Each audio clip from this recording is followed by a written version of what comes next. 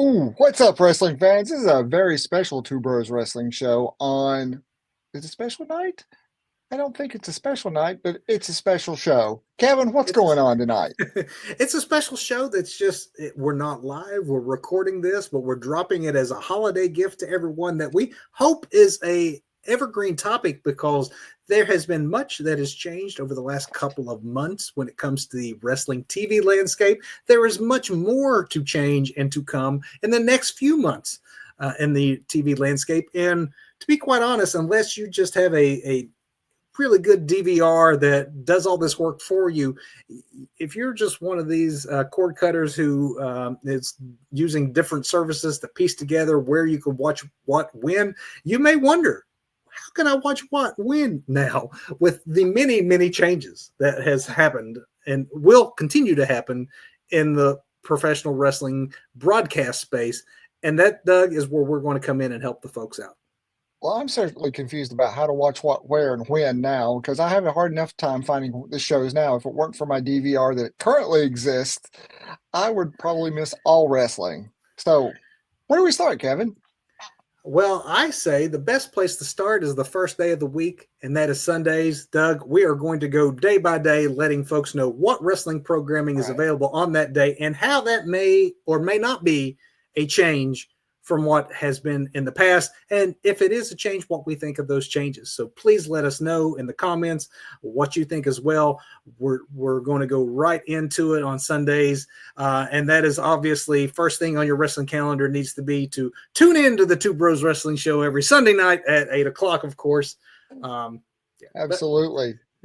hey, other than that, Sundays used to be the big night for wrestling. It was the night of wrestling pay-per-views, but increasingly both WWE and AEW are staying away from Sundays to host their pay-per-views on Saturdays.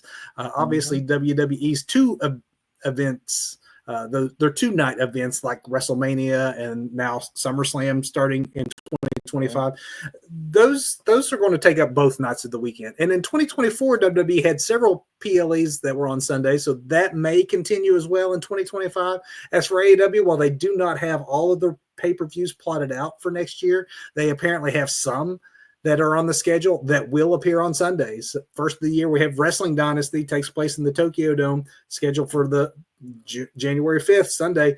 Their annual Forbidden Door pay-per-view is already on the schedule, and that is Sunday, August 24th. So Sundays may be not just your Two Bros Wrestling Show night, but it could be on some occasions premium live event nights. NXT has ran quite a few premium live events on Sundays over the past year. There's no reason to think that they won't piggyback on some of the big events that WWE has. And so if a WWE pay-per-view takes place on Saturday, it's likely that NXT might have that same building on Sunday night.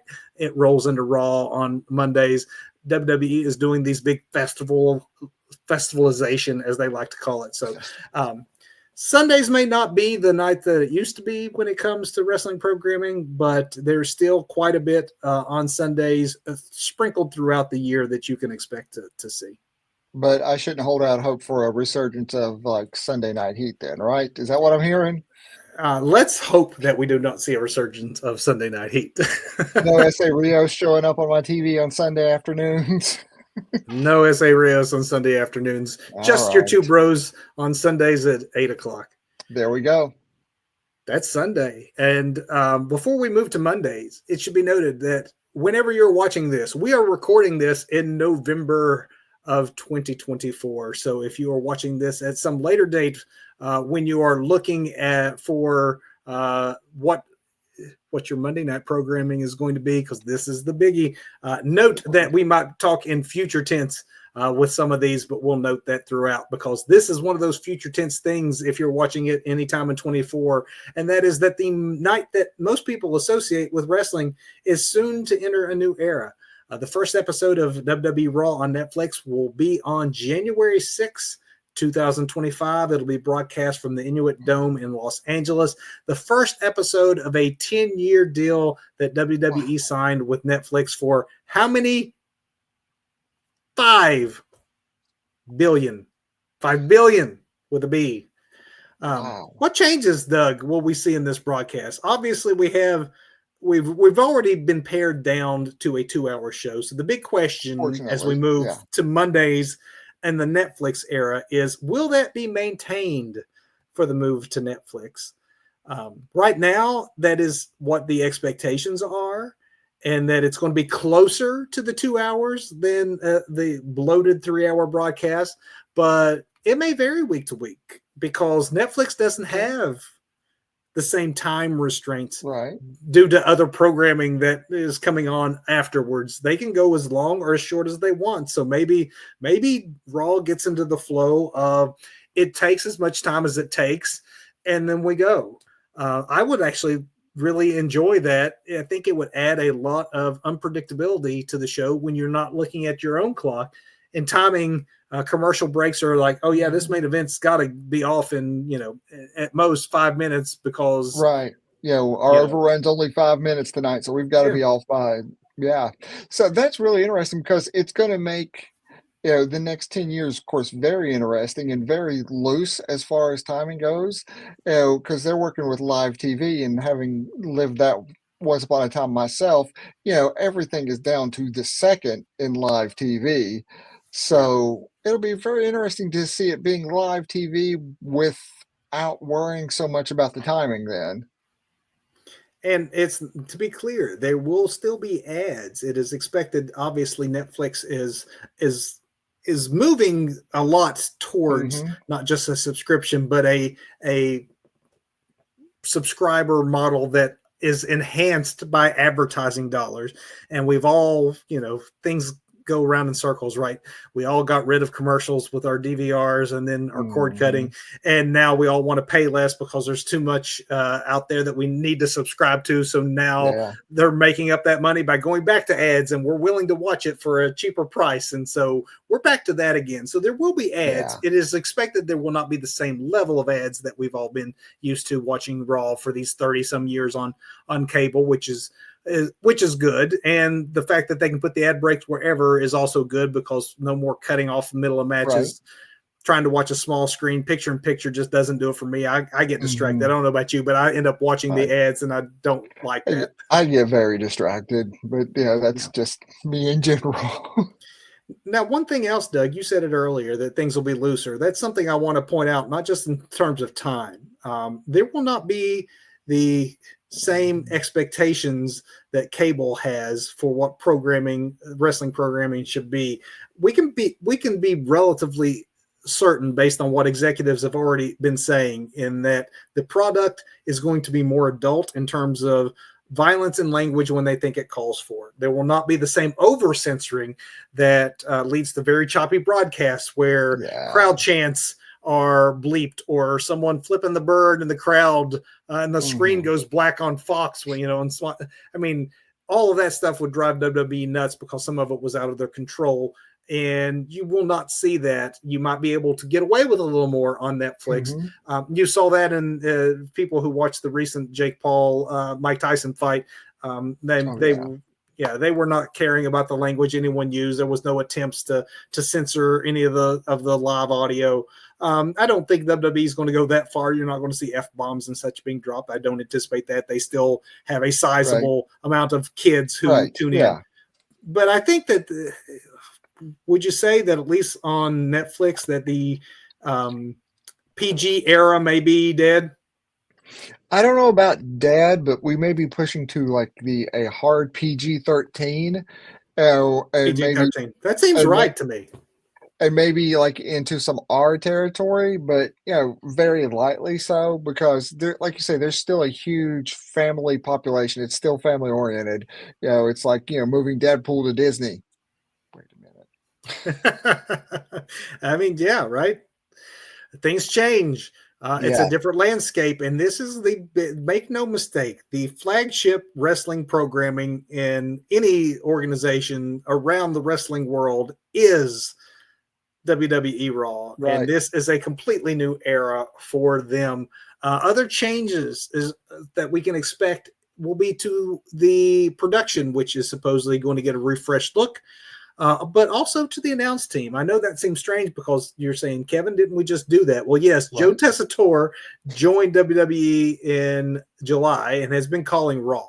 But beginning with the Netflix era, the voice of WWE, Michael Cole, will return to the flagship broadcast. It's been reported Pat McAfee will join him on color commentary, also making a return. The biggest change for fans, of course, is that if you do not have Netflix, it'll be the first time fans will be faced with the biggest show in all of wrestling now being behind a paywall. Obviously, with Netflix's broad reach, more people at this point are likely to have Netflix than cable, to be honest. So I'm not sure that is I don't know, Doug, do you think that that's a concern, the fact that now you're going to have to pay to watch Raw if you don't have Netflix? Or can we assume that most wrestling fans probably have a Netflix subscription or would not care to drop cable if it means that they can subscribe to Netflix to keep up with the wrestling programming? Casual fans, not sure they'll be that invested in it, but I'm sure a majority of casual fans already have Netflix, enough not to make a really big difference. And the hardcore fans out there that don't have Netflix, these are the people that, Netflix is counting on, getting their subscription dollars because they're bringing, Raw to Netflix for the next 10 years.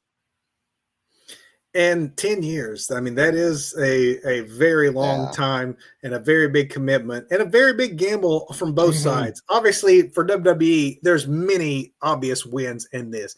The international reach is beyond anything that WWE has been able to have with a single partner before, because they would have Raw locked up on USA in the United States, Canada, what have you, but you would have to work out different rights deals to get Raw on broadcast television in other parts of the world.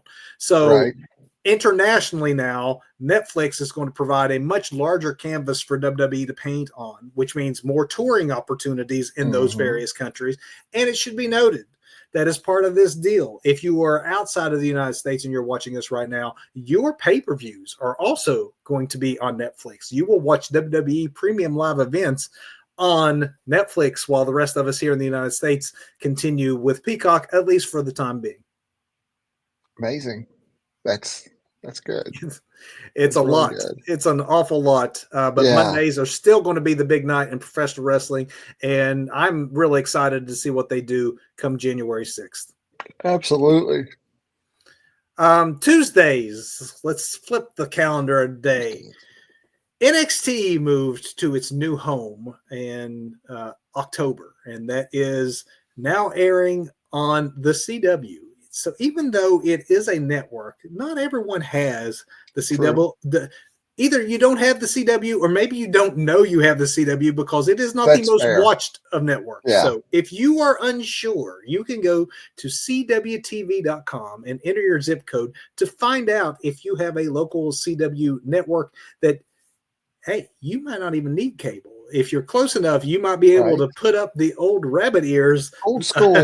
Old school way and have free access to NXT, and you don't want to miss that, what NXT is doing. The broadcast team remains the same, which is great in terms of the play-by-play man, Vic Joseph, who I think is one of the best that WWE has.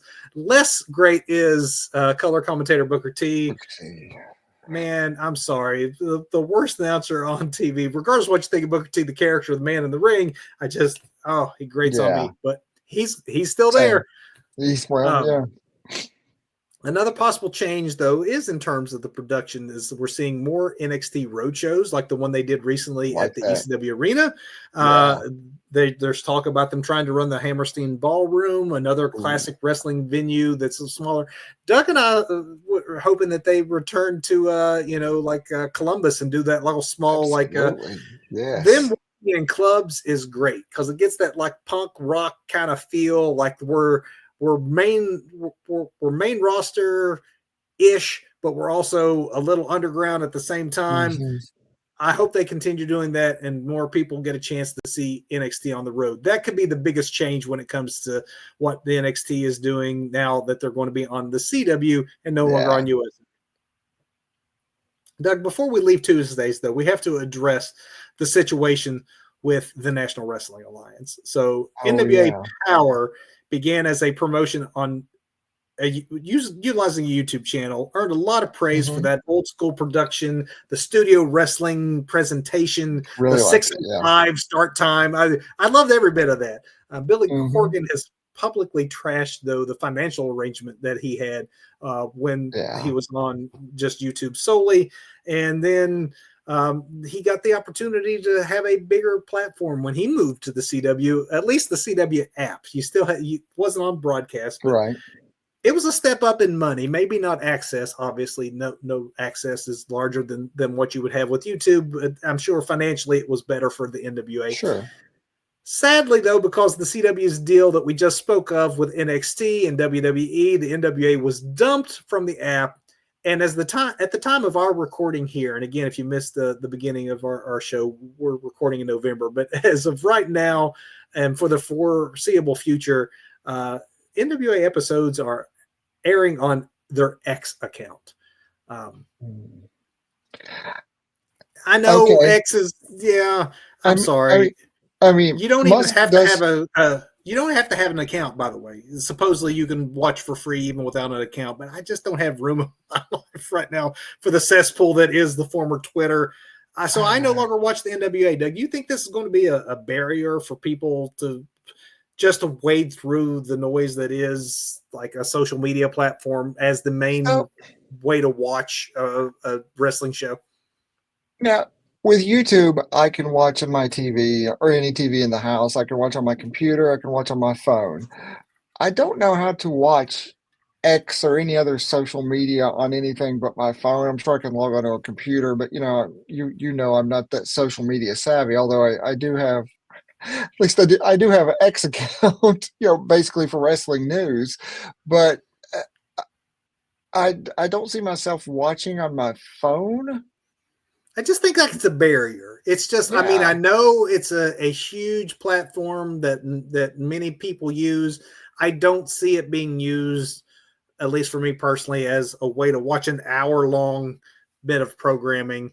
And so hopefully Billy Corgan finds a TV deal or at least goes back and embraces YouTube, because I, for one, will be watching again. But for those of you who are watching this as a primer for what you can find on Win, we would be remiss if we didn't tell you, if you're a big NWA fan and you miss them on YouTube or you miss them on the CW and you want to know how to follow them, you can do so on X.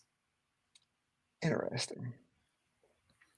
Doug, we are now at the midweek and Wednesdays, because when it's Wednesdays, you still know what that means, right? I know what that means, Kevin. You know what it means. It means AEW's flagship show is expected to remain on Wednesday nights. On TBS, AEW re-signed a major TV rights deal with its partner, Warner Brothers Discovery, valued at around $185 million a year.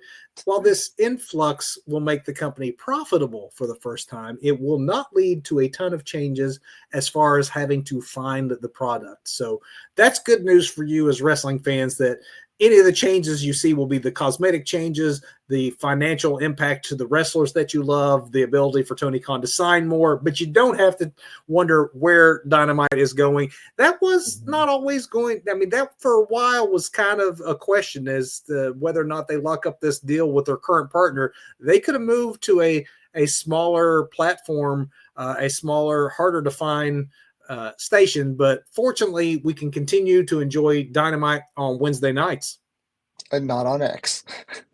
And not on X, on TBS, which is the best outcome. Yeah, absolute best outcome for Tony Khan's company. Obviously the money's great, but he had a perfect partner, and anything else would have been, I mean, WWE honestly had all the other good choices locked up, so anything else would have been a downgrade, to be perfectly honest.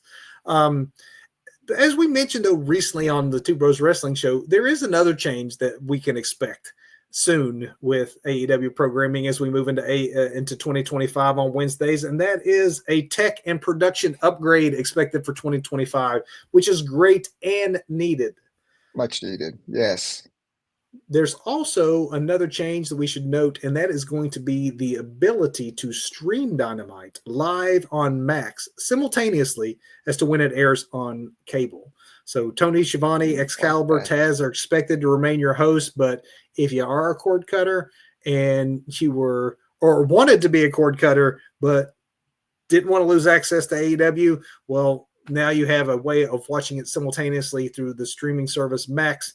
And that is another positive change, I think, to Yes. broaden the many ways that you can watch the programming. I think the more ways that it's accessible, the better for the companies. Agreed. Doug, Thursday nights, I have to say, Thursdays just aren't the biggest of wrestling nights, but it's not completely devoid of possibilities for programming. It's just, this is where I think on the calendar things get interesting. Mm-hmm. Currently, you have Ring of Honor, which airs on the Honor Club app on Thursdays. However, again, we are recording this in November. Hopefully, you're watching this sometime in the future in 2025, and you can yell at whatever screen you're watching us on and go, but hey, isn't Ring of Honor on blank? And I hope that you can yell that at us. Yes. Because it would be so great to get Ring of Honor from behind that paywall that is Honor Club. But right now, there is strong rumors that ROH will soon have its own TV rights deal, and that is reportedly, again, this is November 2024, supposedly heading to True TV, which is another Warner Brothers Discovery Channel looking to rebrand as a sports-oriented network. So that fits. That would work. That would get Ring of Honor its own show. I believe if that happens, they'd be smart to keep it on Thursday nights. I don't know if you disagree with me, Doug, but I think that makes sense because then they have their own night. Now, where is Impact still on? Yes. Okay. Yes. That we're not going to leave Thursdays. Well, okay. So yes, before we leave AEW, yes, they would have their own night. That's the thing. Like if Ring of Honor gets its own show, there's not a whole lot of places you can go now during the calendar. As you can see from this show on a nightly basis, there's usually something that's on. I think that keeping Ring of Honor on Thursday nights would be the best, even though it does mean that, yes, you might not be going head to head with WWE. You're not going to be without some competition. I will say before we leave the Ring of Honor, it is currently a 2-hour production. Okay. And they do it in like a studio kind of environment, or they sometimes will tape it before Collision or Dynamite. So sometimes you got a dead crowd because people are either worn out at the end of the. So there's some barriers there, but if they keep it at 2 hours, I think they would be wise to keep it on Thursday nights. But less competition, to your point, Doug, does not necessarily mean no competition, because there is the little company that could, and you are right. And the fact that you had to question what night it's on says a whole lot about the situation that Impact has. But I should say TNA has. They have rebranded back to their original moniker. But Thursday nights on Access is when you have the opportunity to watch TNA, should you get access, which I do not have. Immediately after the Impact broadcast, you also have New Japan programming on Access. So if you do have access to Access, you have multiple wrestling shows you can tune in on Thursday nights. I think both of those, though, let's call a spade a spade. Both Impact, which is actually doing some creatively interesting things right now, has a hot product. New Japan, historically a hot product, to be honest, not the height of their popularity currently, but I think both would definitely benefit from being on a higher profile network. Oh, absolutely. Absolutely. Now, this is something that TNA officials understand. So I don't know if, though, a move is in the cards. I know they would like one. I know that they have actively sought a different broadcast partner with a larger viewership. They've looked for a deal, but the best dance partners, as we just were talking, they're pretty much locked up. I mean, there's only so much. I mean, we have a very fragmented media landscape right now, as we all know, and there's not just that many options for TNA. So they may have to ride it out with the partner they have. Before we leave Thursdays, though, Doug, let's not forget Thursdays are the nights when Ohio Valley Wrestling airs its 2-hour weekly show. live from Louisville on their YouTube channel, as well on local television stations in the Bluegrass State. It's very unusual for an independent promotion to be doing live weekly television, much less a 2-hour show. So what they've managed to do for all these years and continue to do is something that really should be applauded. But if you like supporting indie wrestling and small promotions, don't sleep on them. Don't sleep on them and go watch their Netflix docu-series. That's what that is, right? A Yes. docu-series? Yeah. Fantastic. Absolutely fantastic. And we'll make you want to go watch their live weekly programming Yes. to see how they do it with no budget and just a shoestring staff. It's a great watch. I would recommend it. Friday nights, Doug, that's another biggie. We're moving to Fridays. And speaking of moving, USA Network, the cable home that pretty much built WWE from a Northeast promotion to the global face of wrestling, will only have one wrestling show beginning in 2025 when Raw will leave USA for Netflix. Having already lost NXT, USA is now the new home of SmackDown. We saw that happen earlier this fall when that show left Fox back in September. USA knows WWE and wrestling, so the move of SmackDown back to USA is kind of transparent. There's not, I mean, it's been successful currently. As we mentioned earlier, Joe Tessitore is calling Raw with Wade Barrett, but the duo will move to SmackDown in January, where they will then become a 3-man booth with Corey Graves. Okay.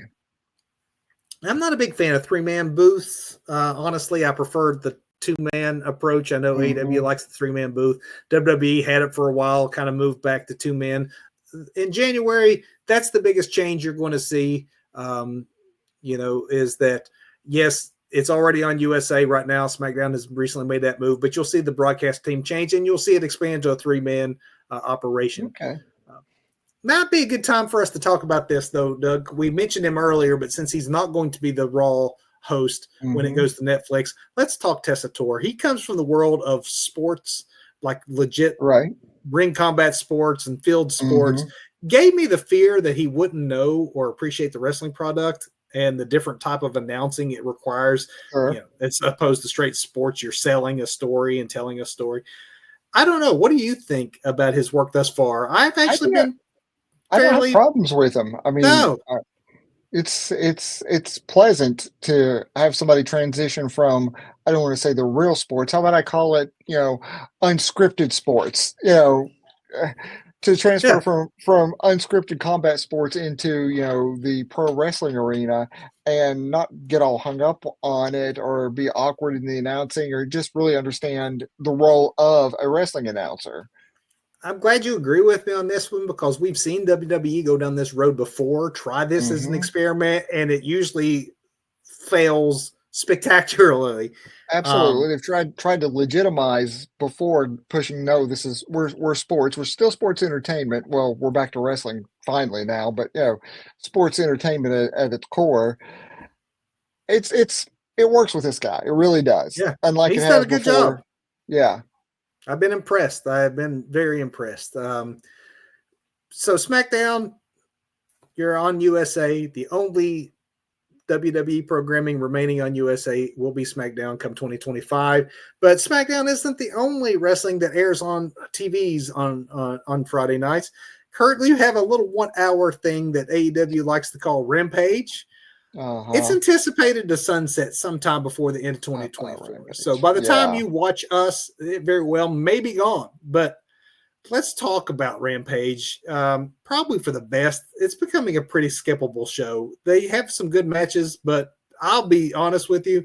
The AEW getting rid of Rampage is likely to bring back Dark on their YouTube channel, and I actually kind of miss Dark, and I think I prefer it to what they're doing now with Rampage. Absolutely, because Rampage was starting to become like a overproduced Dark or a well-produced Dark, where something like that. Dark Elevation, those things work better on YouTube. And Rampage was that first foray into a second show for AEW. Collision much better than Rampage, but And with Collision, it kind of makes Rampage a little more obsolete and makes Yes. me, if you want to have a developmental style show, I loved that about Dark because it was in a studio and it was Hmm. squash matches. And yes, it didn't need to be 2.5 hours long sometimes, but if they had an hour of giving younger kids a chance to work Yes. in a TV environment, let's go back to that and let's just go ahead and say Rampage served its purpose. Agreed. At least we forget, though, Doug, NXT has a Friday night show that Oh, highlights wow. young talent. Speaking of young talent, and that is NXT Level Up, which airs on the Peacock app at 10:30-ish. It changes, Uh-huh. but usually around 10:30-ish. It's a quick 20-25 minutes. It's an easy watch show. It's a neat opportunity to see future stars before they even are seasoned enough to make it up to the main Like that. NXT. It's where I first saw stars like Nikita Lyons, Javon Evans, Sol Ruka. So it's a worthwhile watch. Okay, yeah. Current announcers for that is Blake Howard and Byron Saxton. They do a good job. And again, it does not eat up a lot of your time. So if you are sick of the 3-hour bloated wrestling broadcast, you want a quick high action 20 minutes with young talent, NXT Level Up is a recommend. Cool. Doug, that brings us to the last day of the calendar and the last day of the week, and that is Saturdays. This is how we end our tour of what's on when. With what used to be the traditional day and night of wrestling. Saturdays was Yes. when, if you were a kid, if you're around the age of Doug and I, when you were a kid, Saturdays was probably the only day you got to see wrestling. And it was more focused on, mid-afternoon than it was ever into the evening hours when we were kids. It's become way more complicated in 2024 to talk about what Saturdays means for wrestling. Yeah. So let's talk about it. With the addition of Collision, it was a much needed second show for AEW to showcase what is too Hmm. large of a roster to have. True. Saturdays, though, have been, let's just call a spade here. Saturdays have been a tough night for AEW. You're competing both with national traditional sports. You have people being out on the weekends, and you even have to sometimes preempt yourself because Saturdays is when you host your pay-per-views often nights. And even worse than when they have to preempt themselves is when they have to go head-to-head with the juggernaut of WWE and their PLEs, which now are, as we have mentioned, previously, most always on Saturdays. Yeah. So even though we recently found out Collision will no longer be live, that's obviously going to hurt them in the ratings a little bit. I don't know. I still think that where else are they going to go? Right. What else can you do with Collision? You keep it on Saturday night, make the product as good as you can. And I don't know. I really don't know. I'm trying to give them like a rah-rah pep talk here, but Saturday is such a hard night, and even if it's not the PLEs, you're going to have Saturday night main events popping up occasionally from the WWE going forward. So, do you maybe consider moving it to Thursday nights and going head-to-head with Impact and moving your ROH program to Saturdays? Would that be about I mean, you still occasionally have football, Thursday night football, but right. that might be the only chess move they would have, because otherwise it's just, Yeah. well, we stick to Saturdays and hope for the best, but there's nothing that's going to change. Saturdays is still going to be a weekend go out night for people. Saturdays is still going to be a college football day for people. It's still going to be a pay-per-view night for wrestling. So it's going to be tough. And really with them being like pre-recorded, results are going to get out, and that's going to push a lot of people. Do I watch it now or do I just catch it later? I already know what's going on. I can watch that later now. Or people are going to actually see events happening and unfold on folks' YouTube channels where somebody shot like a cell phone video of like somebody's big return that's happening on a Saturday night that was recorded, 2 weeks ago or something like that. So excellent point. I don't know. Yeah, excellent point. It gets if rough. they do decide to go back to being live, since they are going to be recording these on Thursday nights, moving the show to Thursday nights would in the future give them a chance to go live again and still keep the men and women on the road for a short period of time around the Wednesday, Thursday time frame. That Yep. would still work for them if they ever wanted to put their money into returning to live for Collision. But for now, Collisions is a Saturday show. The TV rights deal that we mentioned earlier that AEW has signed does not change anything for Collision other than the aforementioned streaming on Max. Just like Dynamite in 2025, you're going to have simultaneous streaming available to you on the Max platform. And as far as we know at this point, your announced team for Collision is going to remain Tony Schiavone and Nigel McGuinness, who have a great old school heel announcer and face lead announcer dynamic going on that I think that they got something there with just that 2-man booth, and I hope they keep that going. Yeah, good stuff. Doug, that might finish the calendar, but just for the sake of being thorough, let's before we end, let's talk other wrestling programming. So, such as Women of Wrestling, which is syndicated, and so therefore airs on different nights depending on where you live. Yeah. You can check their website to see when or where it may be available in your area. Let's also not forget some of the major indies like MLW and other smaller promotions that syndicate their programming as well as air on their YouTube channels. And then finally, on either Saturdays or Sundays, we have the pay-per-views we talked about, which for, WWE, we should mention, will air on Peacock in the US. And then beginning in 2025, Netflix for the rest of you in wherever you are in the world. And for AEW, their pay-per-views are moving to the Max streaming platform beginning in 2025. We do not know the price point, but we do know it will be cheaper, which is much, much needed to the wallets of AEW fans. Indeed. Doug, that is a lot of wrestling spread fairly evenly. When you break it out like this, you realize there are a lot of changes. And yes, there's a lot of new places, a lot of new voices, a lot of new production, a lot of new streaming options, but not a whole lot of space for anything new. It would be really hard to find any place to break into the calendar for any new wrestling endeavor, which I know is something that AEW is looking to do with their supposed Shockwave program that they trademarked. And I don't know where they put that, but man, the plate is looking pretty full, which is good if you like wrestling. It is, but it makes it difficult to, what do you watch? When do you watch it? How can you watch it? That's a lot of wrestling to digest through the week. It is. It is. So maybe you want to plan based on your favorites, based on the amount of time that you have, what you enjoy, which product is hot and which is not. You don't have to watch it all, but you do need to know when it is all on if you're going to watch any of it at all. And we hope that this primer has helped you in a little bit to find out where your favorite programming may be headed, maybe at soon. So mark your calendars accordingly, set those DVRs. And if this is the first time you've watched us, our standard night of programming, as we mentioned earlier, is Sundays. We're live on Facebook at 8. We're hours after that. You'll find us in our Facebook on the archives, as well as on our YouTube channel. You can watch the program there. However you watch us, we hope you make us a small part of your weekly wrestling consumption. We would appreciate it.